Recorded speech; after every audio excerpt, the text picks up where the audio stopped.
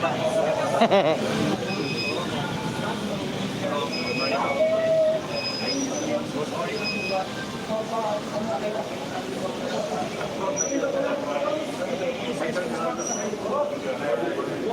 ganun.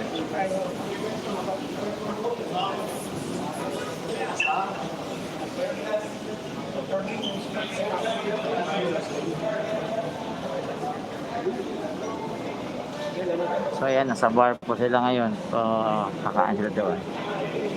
So ayan mga kaibigan. So abang-abang lang kayo sa mangyayari. Private? Private. Ano tayo sa public? Ayan. So kakain naman sa loob. So ayan. Hi Kuyang. How are you? We're good. Medyo mapaano mo yung face mask mo na po. Bakit? Kailangan ko huminga eh. Pumayag na ako. Akala ko nagagawin mo yun pala yun. Bibisikan mo pala. Tama yan, mabango.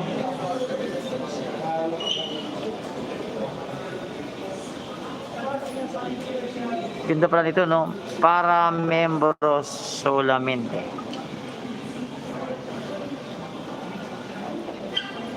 Ganda nito, no? Ayaw nga.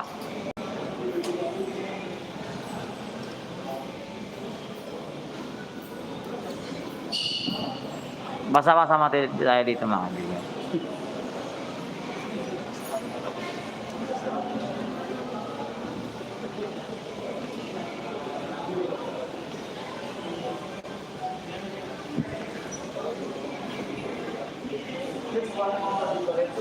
Saan? Pang mind eh. Eh, naka-live tayo eh.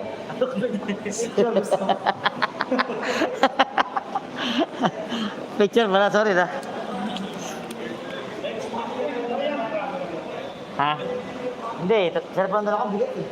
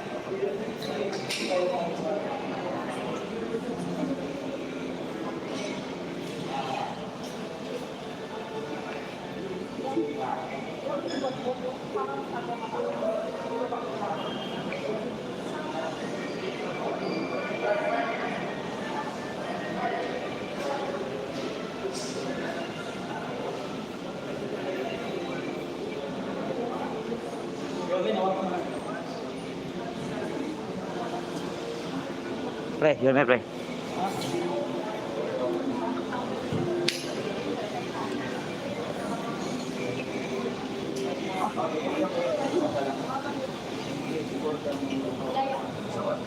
Yun. Thank you. Ayun, may. Hi, guys. Chicha tayo. Di ba, yun, may. Yun, may. Hello daw sa ating mga viewers. Espesyal. Oh, special? Oh, Espanyol. Sige, subukan ko yan.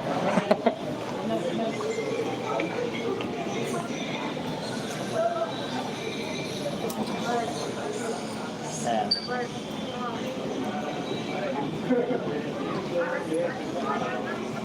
Dito sa special. Special daw sabi ni Yorme.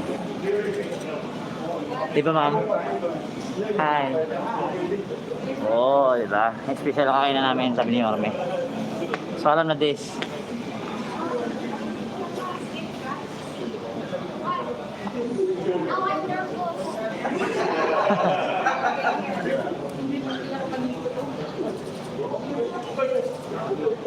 Can I join him? Tayo. No, not yet. Because he's still 10. Yeah. Give it a chance. Oh, he was After a few months. Okay, thank you.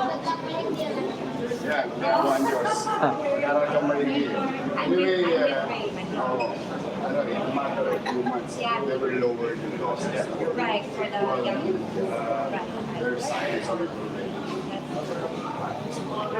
Hey, bro.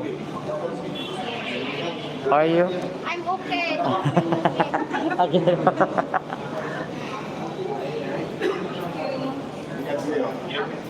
Oh, he's okay. Hi, sir.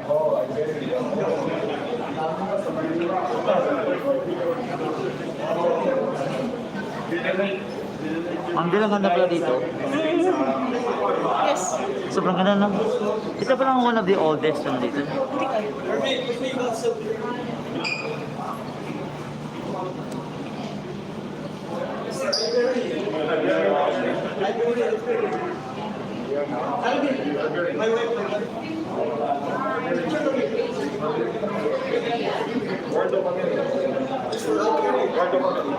Yeah, no?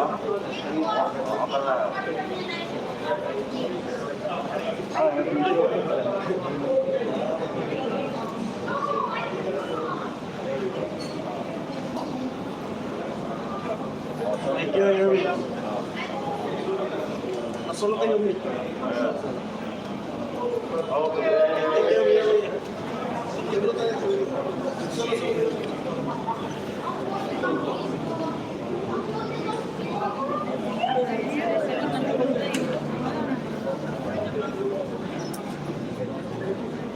Ako sa terras.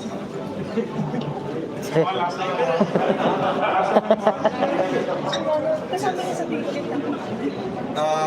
Ano ko lang, kanino yun? Magandang araw. Hi, sir. Hello. Ladies and gentlemen, please welcome the man with the flag. Mr. Dionisio, the mayor of Metro Manila. And soon to be president of the Republic of the Philippines, your man is small, Moreno Alonso.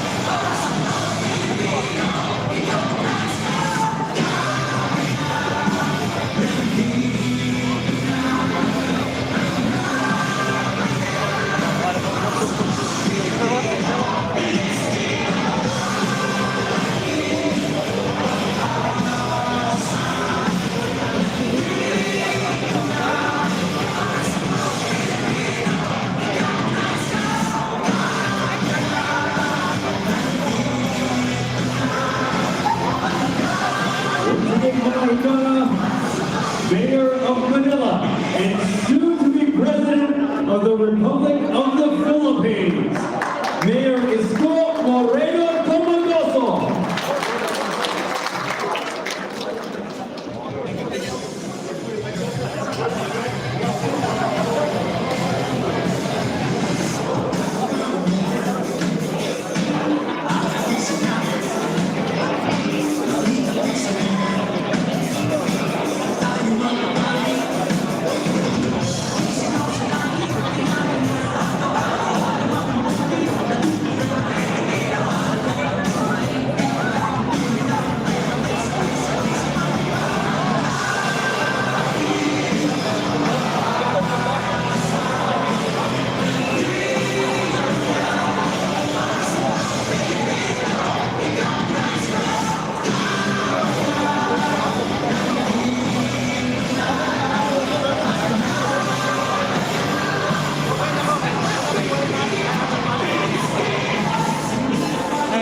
Wala kayo pagkain na ito dito. Bakit?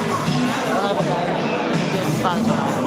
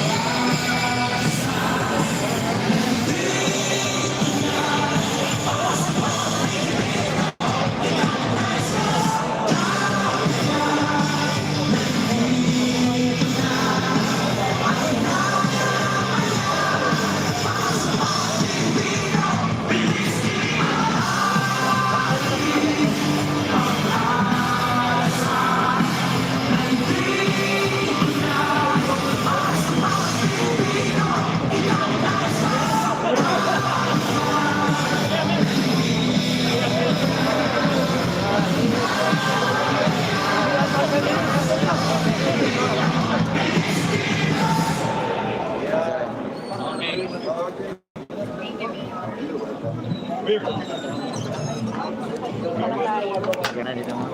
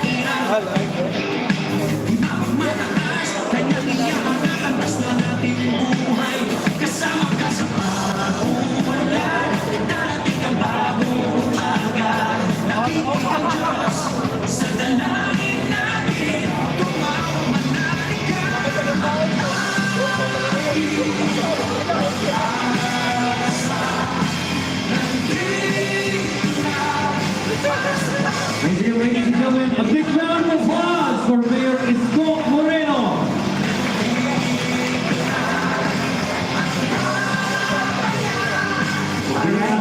Salo, Isko. So once again, we would like to request everyone to please settle down and Yes. formally start the program. In a bit, ato sa silang patiwason, silang lunch, silang mga selfie, unlimited. And of course, kauban po nato karong adlaw, Congressman Pablo Jan PJ Garcia, tuwatagan mo si Pakpak. Yes, from the 3rd District, Congressman Pablo John PJ Garcia. So once again, ladies and gentlemen, we will start our program in just a bit. So for now, continue to enjoy the culinary masterpieces prepared for all of you by Casino Espanol.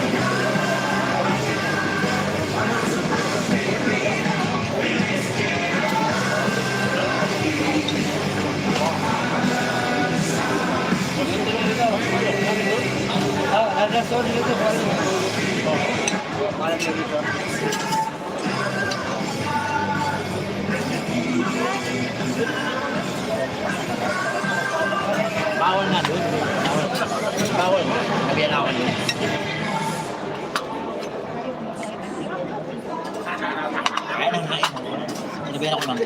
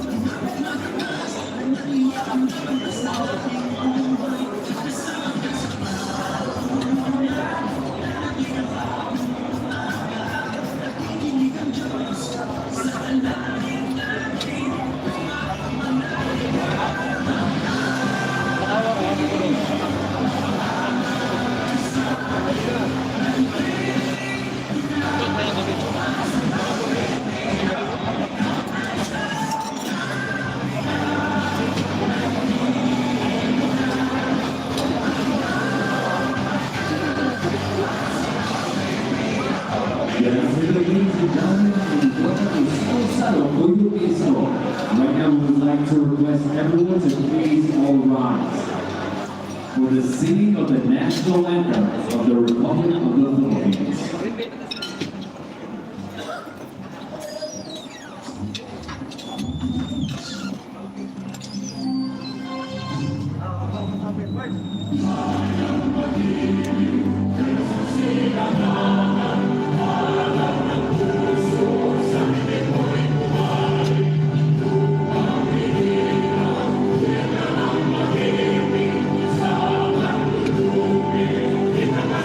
Thank you.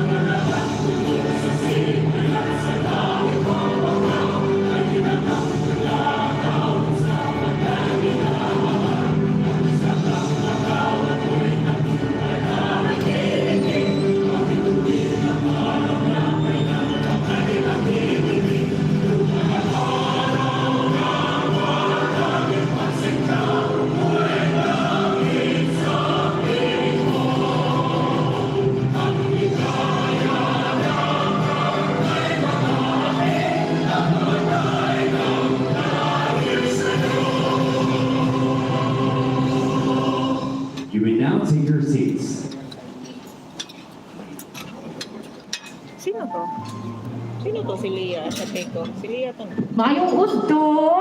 Good afternoon, ladies and gentlemen. I Alright. hope everyone is enjoying their lunch and akong garbo kinayo nato pero madlawa nga makauban si Mayor Isko Moreno. I know when he arrived Malono, we were very much excited to meet him. But before anything else, ladies and gentlemen, let's give Mayor Isko a big Cebuano welcome. Let's give him a big round of applause. Thank you so much. Yes. And as you said earlier, welcome sa atong salo-salo with Isko. Kini siya, usa sa daghan kaayo nga mga nagkalain-laing kalihukan part sa iyahang listening tour. So karon, listening lunch. Yes, mawagin nato atong mga higala from the Rotary Club from Yes. Sa Rotary Club sa Cebu, doon na tayo sa Chambers of Commerce and Industry. sector and Yes. Cebu Bankers Club as well. Yes. Mawagin nato today. Oo. So karon, kanang nindot ni kay gitagaag og gayunan yun na maminaw sa ato ang mga nagkalain-laing concerns. So that's a very beautiful thing atong mapaabot no sa atong umaabot sa na Yes. amahan sa atong nasod. Things, concerns that could make Cebu and of course the entire country progress towards being better. Kauban ang ato ang presidente karong maabot nga 2022 election. Oo, kanya ato dayong sugda ang atong programa karong hapuna.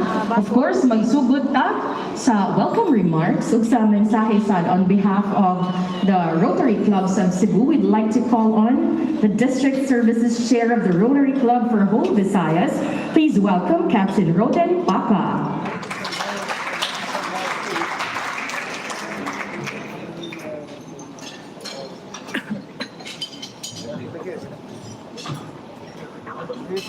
Good afternoon. May hapon. This morning, I was in Alta Vista in the third hall.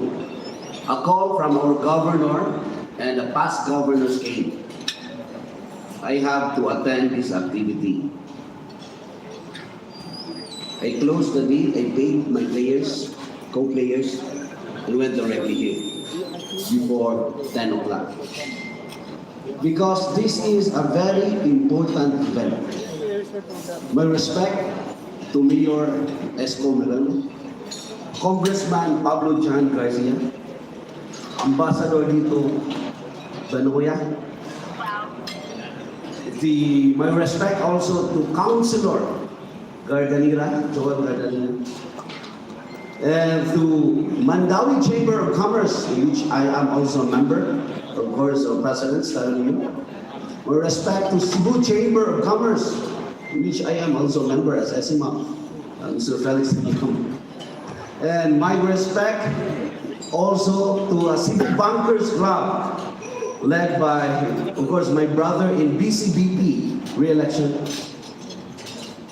To my fellow citizens, businessmen of Cebu, welcome to this Salo-Salo with Isko. Kuyog ni Isko. I have to speak Bisaya, kaya naaman siya sa Cebu, but atong gamay English. So, this unfortunate event for me, kay nakabayan man ko, would become fortunate. Because today, we will be here to be able to ask questions about our nation. The nation building, according to Stride Masiyawa, as Zimbabwean billionaire said, nation builder should know about the business, the economy, locally and globally. I like to end this very short welcome address with a 4-way test. You know, in Rotary we have this 4-way test. I hope our question would be relating, would be guided by this 4-way test. Is it the truth? No ba ni ang kamatuuran? Is it fair to all concerned? Will it be better friendship and goodwill? Will it be beneficial to all concerned? Rotarians are like businessmen. We crisscross from one organization to another, and we are here to know more about the nation. Because of this, I encourage you to ask questions honestly. No less, no more for our people. Thank you very much. Thank you very much, Captain Roden Haka. Maraming salamat. Sino po Yes, to? Captain, we would like to Asiateco. encourage everyone to please prepare your questions later on. We'll be opening the floor and it is going to be negative way lang yung for sure all pag-comment of our mo. questions will be Manood geared ka na lang. towards building a better nation or a better country, Yes. our home, the Para Philippines. sa sugbok, para sa nasod. So, ang dama yung mga pangutana din, ha? That is right. Of course, speaking of sugbok, kauban po nato ang atong mga friends from the business sector. So right now, we will be hearing from We have with us the President of the Mindanao Chamber of Commerce and Industry. Please welcome Mr.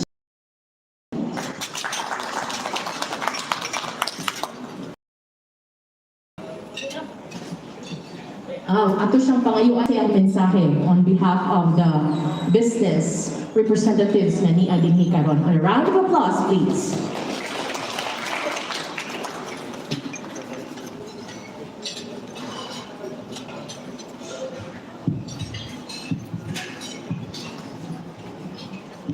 To our honorable guests, the Mayor of Manila City, Presidential Aspirant, Mayor Isko Moreno,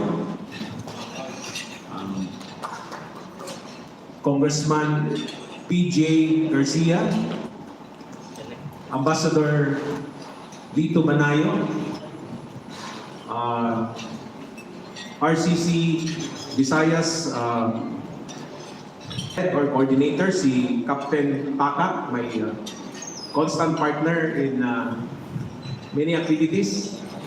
Of course, si Councilor Joel Garganera, all the Cebu Chamber President, Mr. Felix Tagyam, Cebu Bankers Club, si Mr. Election, of course, the officials of Cebu Bankers Club, of course, the officers and the esteemed members of the Rotary Club, dear friends and guests, ladies and gentlemen, good afternoon. Pasensya na mo kay wako kaan ka mag-speech kay nakalitan ko. But I speak from the heart, and today is a very big day for the Cebuanos. On behalf of Mandawi Chamber of Commerce and Industry, we invited si Mayor Isko to our Sugbo Negosyo awarding this afternoon in the Capitol grounds. At the same time that we will also be having our Capitol light up, no? A Christmas activity, a Christmas tree light up. So, just recently, Manila City was awarded by the Philippine Chamber of Commerce and Industry as the most outstanding city, most business-friendly, with its best mayor. In other words, they were the highlight of that award. They were the main awardee. And of course, it is truly deserving because I've been following the accomplishments of Manila City, and you can see how it has really changed, no? During the administration of Mayor Isko. So we were really very inspired, and thankfully to the sponsorship of Captain Baka and Rotary Club, we have this opportunity to be able to ask questions to Mayor Isko, the front runner of the presidential balls, and we will be able to ask him firsthand what will be what are his platforms, especially concerning the business community, since most of us here are from the business sector. And so we are hoping for we're really excited this afternoon to be able to do that. And I'm also equally excited because this afternoon he will be joining us in our Sugbo Negosyo awarding. So, without further ado, welcome po, Mayor Isko, and thank you very much, Rotary Club. God bless everyone. Thank you very much, Mr. Stephen Yu. Let's give him a big round of applause, ladies and gentlemen.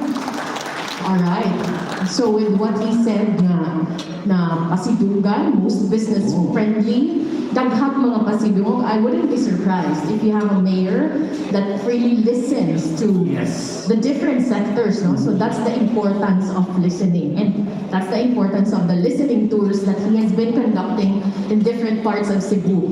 Kaya sige na siya balik-balik din sa Cebu. And of course, to initiate and make platforms and programs that would benefit the business sector, or if not, the entire province and the entire country Yes, as so well. humana ta sa ato ang friends from the Rotary Clubs, Right now, manasag ta sa atong friends sa Chambers of Commerce and Industry, karon atong isunod. That's right. Let's hear a few words from the president of Cebu Bankers Club, Mr. Ray Eleccion. A big round of applause. Pag Q&A naman yung stop na yun. Bawal. Pag Q&A. Putin na.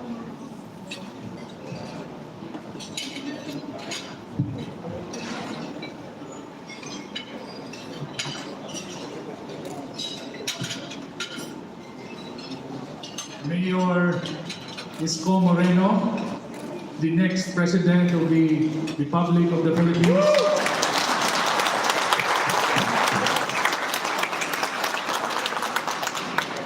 My favorite congressman of my hometown, 3rd District, where Barili is located, where I am from, Congressman PJ Garcia. Ambassador Lito Banayo, Mandawi Chamber of Commerce and Industry President, Mr. Stephen Yu, my brother from the Brotherhood of Christian Businessmen and Professionals, a Rotarian, Dr. and Captain Rodian Paca, President of the Cebu Chamber of Commerce and Industry, Mr. Felix Taquiam,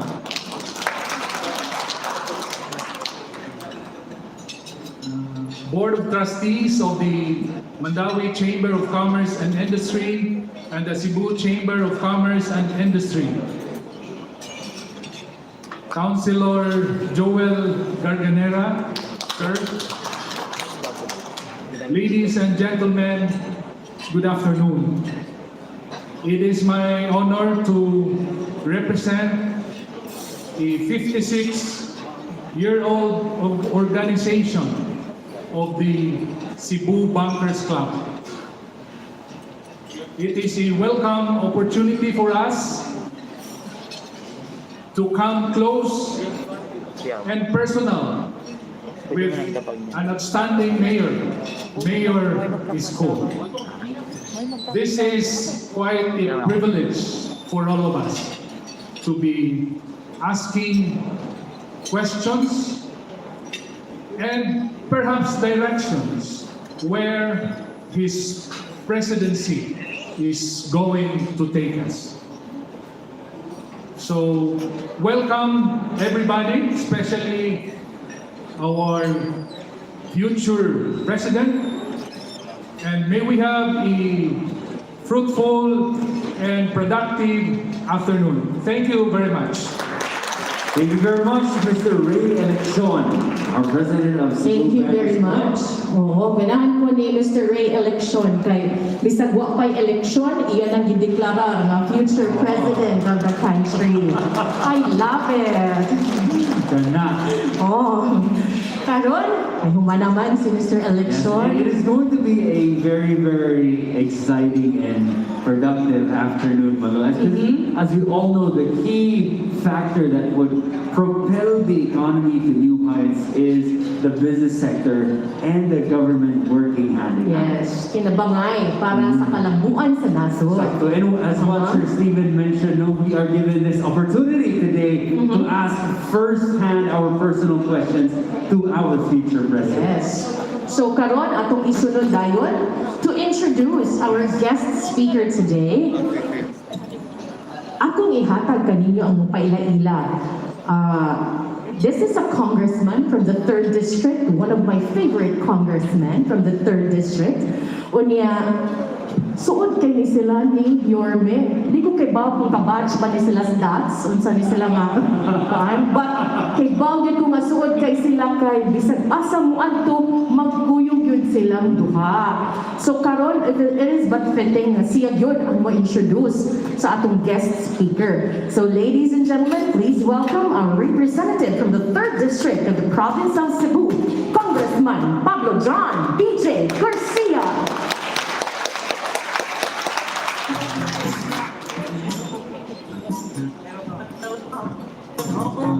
Daghang salamat. Mayong udto ka natong tanan. Si Yorme, Monday Group. Ako, Wednesday Cleaners. Mayor Isko Moreno, the Ambassador Lito Banayo, Sir Stephen Yu of Mandaue Chamber of Commerce, Industry, Captain Paca of Rotary, my kababayan sa Barili, Sir Ray Election of the Bankers Association, Sir Felix Tagyam of Cebu Chamber of Commerce and Industry, friends in the business sector, Cebu. I see so many friends and familiar faces. Pero ganiha, maglisod ko kay nagmask matatanan. No? Ladies and gentlemen, Councilor Joel Garganera of the city of Cebu, mayong hapon ka natong tanan. The man I am tasked to introduce today is a man who, even before he declared that he was running for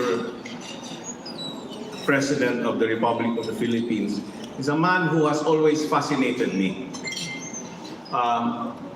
He became the youngest ever elected councilor of the city of Manila, the youngest ever vice mayor of the city of Manila, and the youngest ever elected mayor of the city of Manila. At his young age, he has been in public service for 23 years, if I am not mistaken. Half of his life he has dedicated to public service. So Manila, I said to myself, must have seen something in him to have trusted him so much, to have trusted him with the future of the premier city in the capital city of the Philippines. And this man fascinates me because in a short period of 2 years, and despite facing this challenge of the pandemic that faces all of us, has achieved so much for the city of Manila. In the areas of public housing, for instance, he has built condominiums, he calls it, moved squatters into, well, not ordinary, but quality development and in socialized housing. He has achieved so much in the area of public health, building capacity of the city of Manila. He has built a 10-story, fully air-conditioned public hospital in the city of Manila. He has cleaned up Manila. We all know Manila. We all go there, and when we go there, we want to come back to Cebu as soon as we can, if we can. because it was so dirty. But in a period of a few months, he cleaned up Manila. He breathed life into the dead Manila Zoo. Manila Zoo then was one stinking dung heap, and it's now being developed into the premier zoo in the entire country. In the area of public education, he has achieved so much. Built 10-story, fully air-conditioned public schools in the city of Manila. There's so much, created so much more green living public places, spaces in the city of Manila. Where before Manila was one whole dirty, smog-filled city, now Manila can breathe because of the public spaces that Mayor Isko Moreno has built. All in a period of less than 3 years. So why should this man not fascinate this old politico?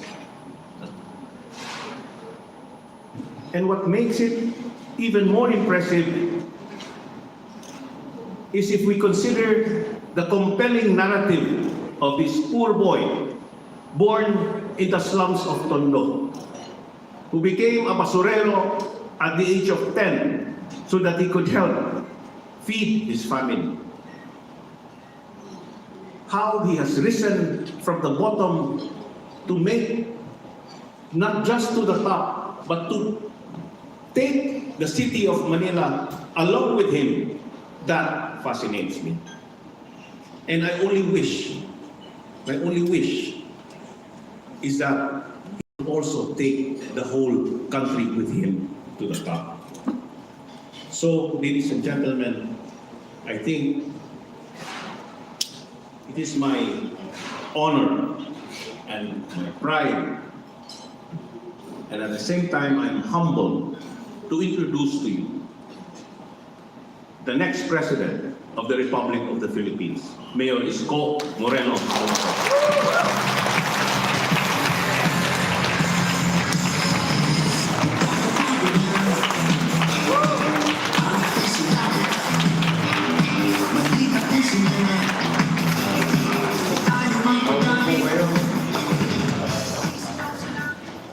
Maraming salamat sa ating minamahal na congressman.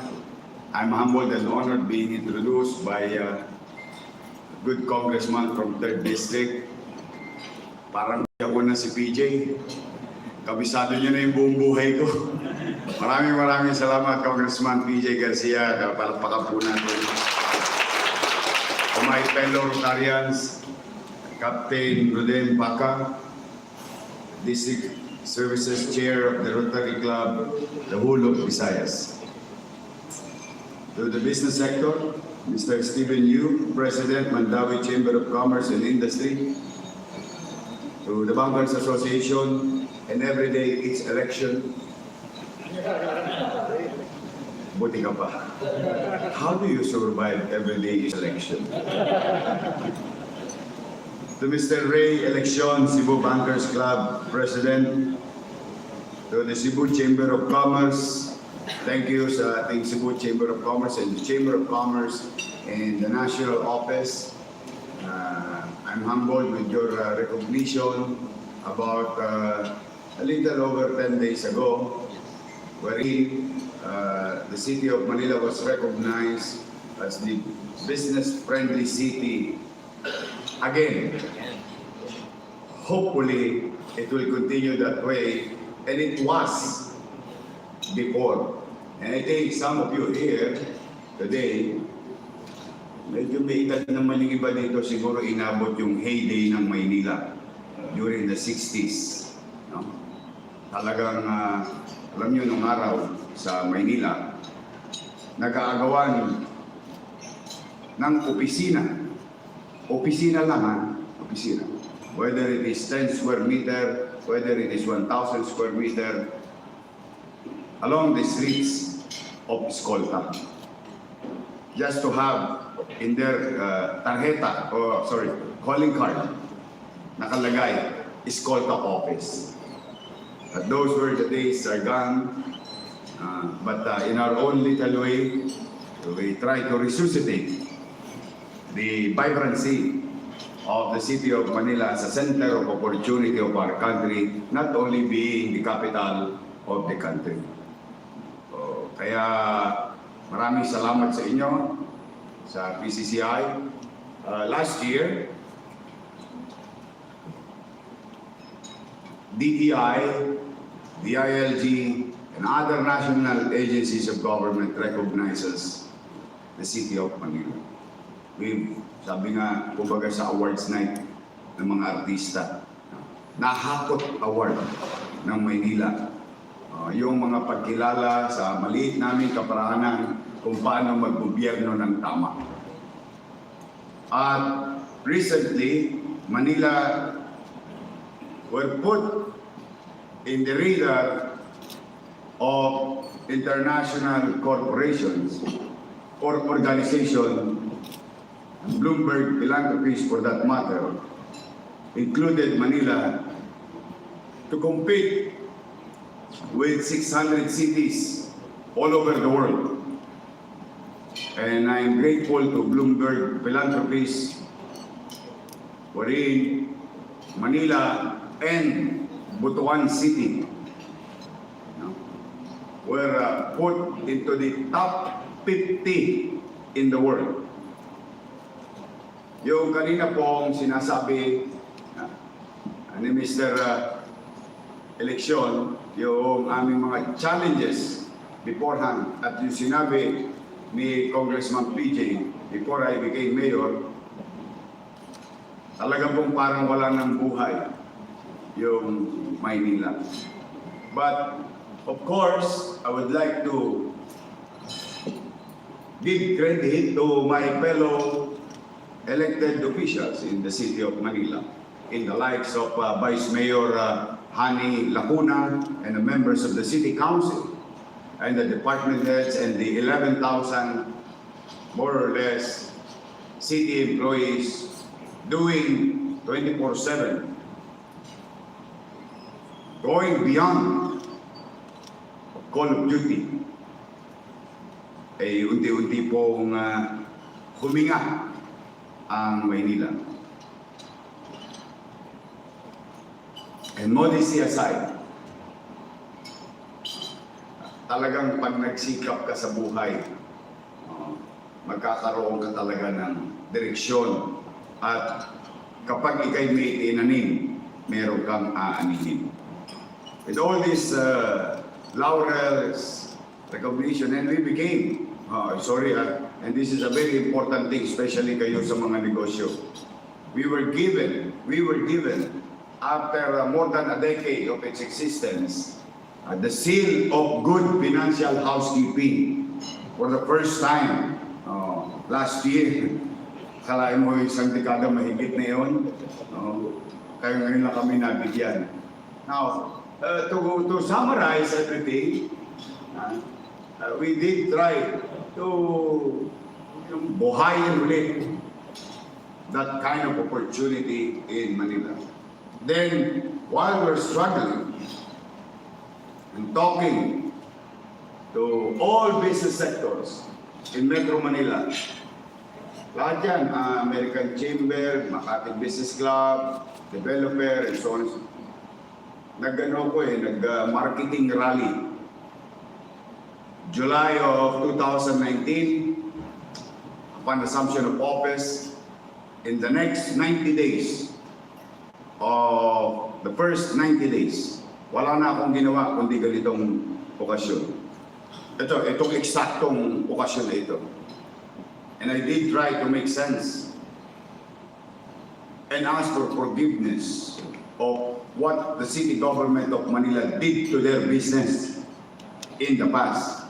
Kasi nung araw, ang premyadong negosyuhan, Maynila, nung bandang huli ginawa na lang kaming warehouse. Naglipatan sa BGC, naglipatan sa Makati, naglipatan sa Ortigas. Ngayon magkakaroon pa FTI.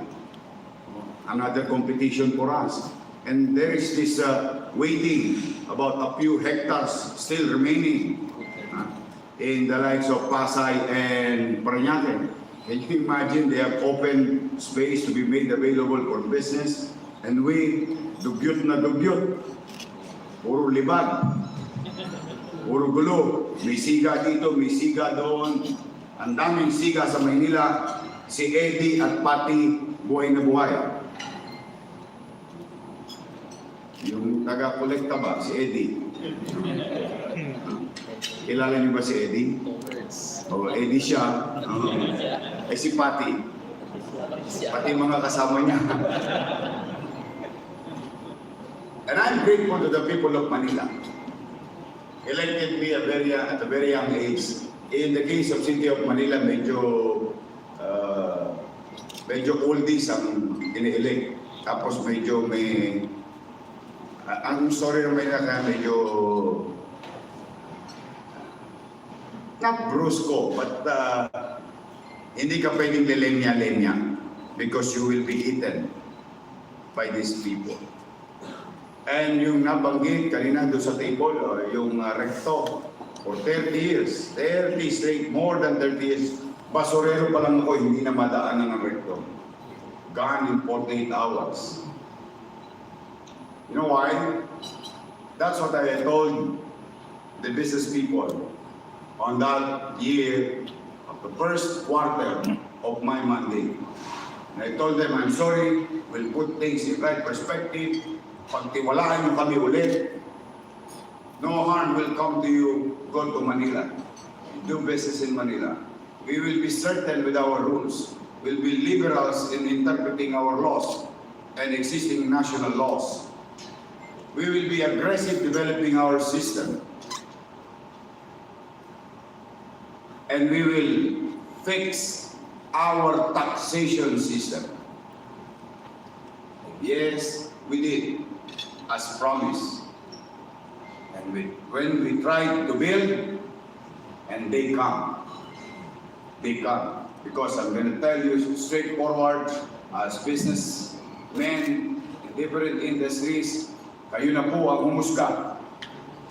Before I became mayor, Manila is only receiving about 20-30 billion a year. On my first year, after that talk, Manila received 123 billion pesos of investment in less than a month. At lalo kung ipinagtaka, noong pandemya, wala nang pera ang tao, but Manila, on the second year, at the height of uncertainties brought to us by this dreadful disease called COVID-19, Manila received 147 billion pesos of investment in the city of Manila.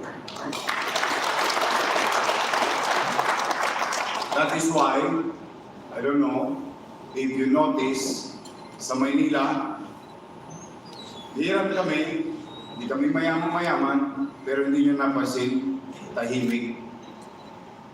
Bakit? May negosyo eh. May negosyo, may trabaho. May trabaho, may makakain. So umiikot yung pera. The velocity of money is so fast because we were very aggressive in inviting businesses and creating certainty with our rules. The sauce for the gander is the sauce for the goose. And I've been telling that so many times. And we did fix our taxation system. In fact, umatras pa ako bilang gobyerno. Wala na kaming pera, nagparaya pa ako. Can you imagine when you do the math? Diba? Ang isang gobyerno walang pera, tapos magta-tax amnesty pa. That's crazy. But you know, I am no economist. I'm a very logical person. 1,000% times zero, still zero. Tama? Why do people not paying taxes or, shouldering the burden of being penalized? Para bang katwiran na penalize nyo ko, ano ngayon? Wala akong tiwala sa inyo. They did. A lot of businesses doesn't want to pay.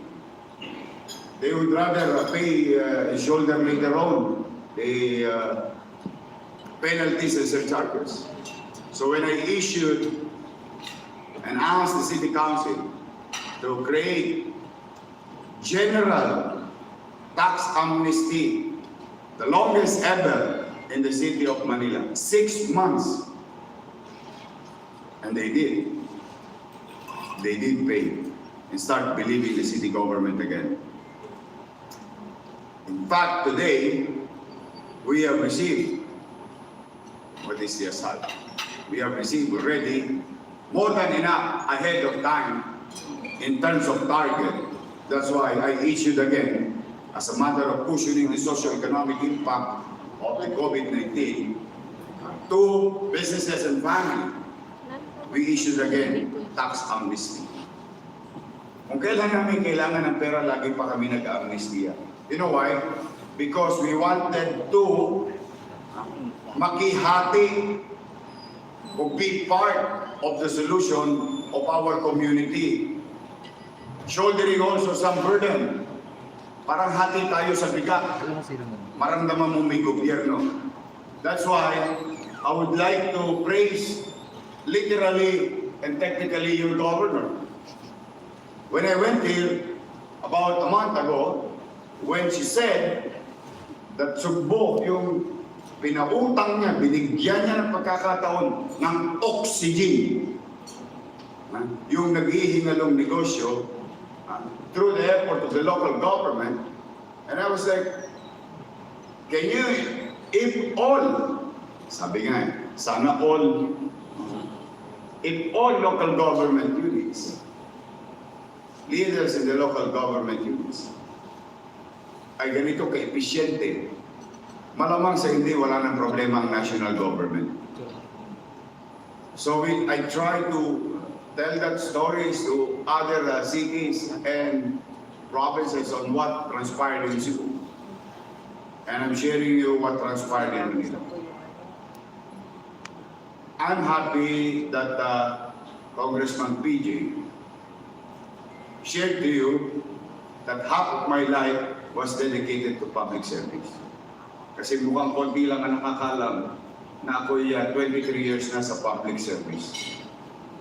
Hindi ko naman kayo masisisi dahil ang tingin nyo sa akin ay 19 pa lang. Naintindihan nyo na naman. I started in government in 1998, the age of 23. I am now 47 years old. Yes. Took the hardest part.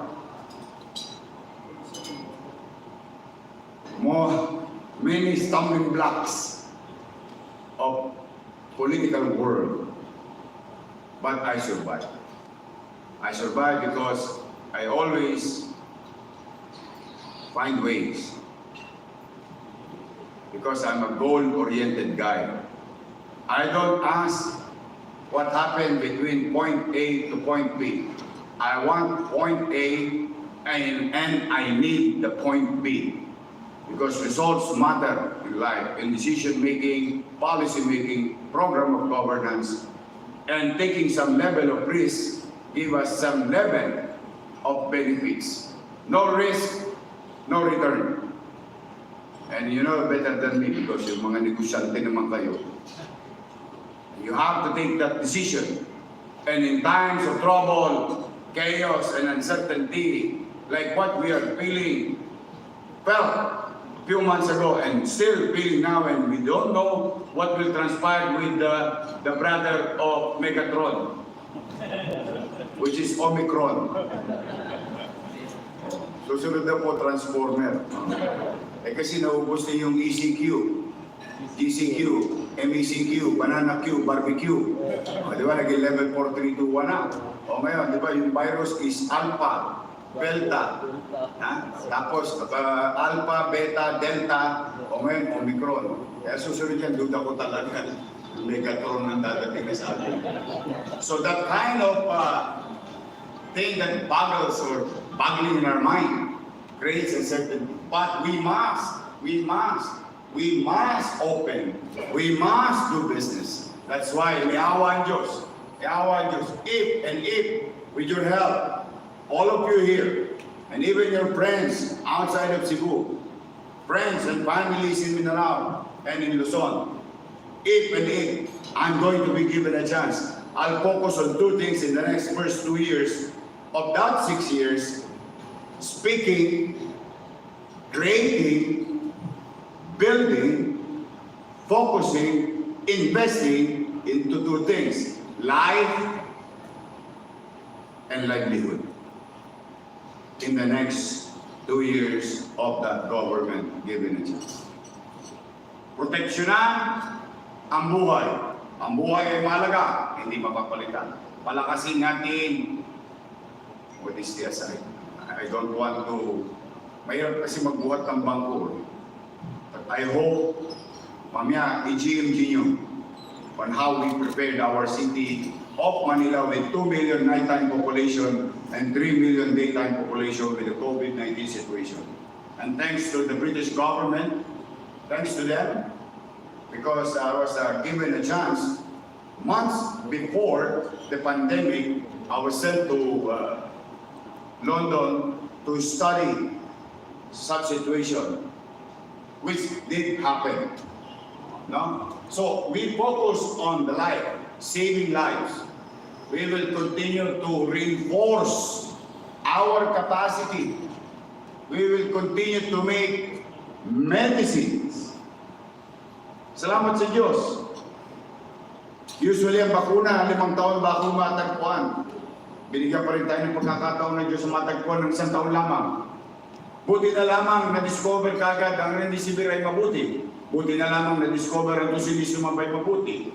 Buti na lamang may bago na namang gamot, molnupiravir. At mayroon namang bagong gamot, baricitinib. Pahirap na po yung pangalan. Pero ang good news, it's now available in the world. Why? Modesty aside, we just a local government unit acquired those medicines ahead of time. Simply because there is a plan.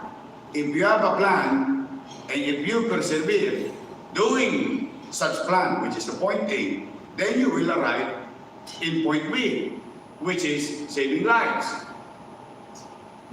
And to be honest, at 2 million nighttime population and the most dense city, not only maybe in Asia, but definitely in the entire country in terms of population per square kilometer, ang COVID namin ngayon, from a regular 10,000, 8,000, 9,000, 112 bago pumalis ng mga. From a daily infection of 800 to 2,000, at the height 3,000 for the past 2 months. 5, 7, 10. Before I left, it's 5. And for the past 2 weeks, generally speaking, 0 death. Virtually 0. So it can be done. It can be resolved. So we will ride in our direction. Last year, we said, and I said, and I tried to tell to each and every Manileños, we must learn how to live with COVID-19 and go back to work safely. Now it's happening. Thanks to national government, thanks to President Duterte, for giving us an opportunity to acquire and to have vaccine. We deployed. Today, with regard to the minimum requirements given to us as a matter of directions and plan, that we must vaccinate 70% of our population by September. And today, we can honestly say, and proud to say, and thanks to Manila Health Department, and thanks to all medical frontliners, 149% at first dose and 126%. Almost double or more than double what is being required of the city of Manila were vaccinated in the city of Manila. So it's real. So it's real that there is a proof of what directions that we're going to do in the next 2 years, even if, yawa Diyos, at sa tulong ninyo, maging Pangulo ko ng bansa. Buhay, buhay, buhay. Proteksyonan ang buhay. Ang buhay din, bukod sa pinoproteksyonan, kakain din. Mayaman, middle class, mahirap. Pagdating ng alas 12, kakalam ang sikmura. Tama, mali? Then we should focus on, like, how are we going to revive or at least survive the remaining businesses so that they can provide opportunity for our people. Para ba may papagharimunan sa kanilang pamilya? Tapos kaling sabi nito, ang tao, ang inyong mga empleyado, may masasandalang gobyerno na iraraos. So itatawid ko kayo ng 2 taon. Hopefully, less than that. I'm just trying to be conservative with my estimate on how and when this COVID-19 pandemic will end. Just to be safe. So anything less than that is a good weather and it's a good problem. Then we can move on and go to Mars. Yes, go to moon. We'll dream higher. We'll dream bigger. But for now, we'll survive the people and the business that generates and creates opportunity to each and every Filipino in our country. That will be the direction of the next administration under my watch. May awa ang Diyos.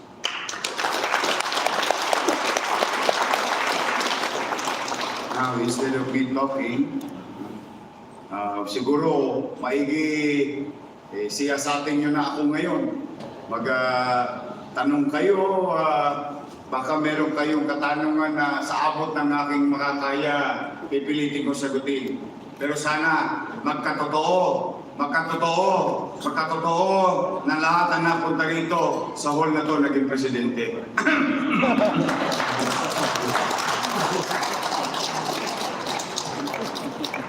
On the side lang. To lighten up things. Okay, to our moderator, if we have moderators, yes, I'm willing to answer to the best of my ability any inquiries or concern. All right, we have 2 microphones here on the left and on the right. So dunay mga pangutana, please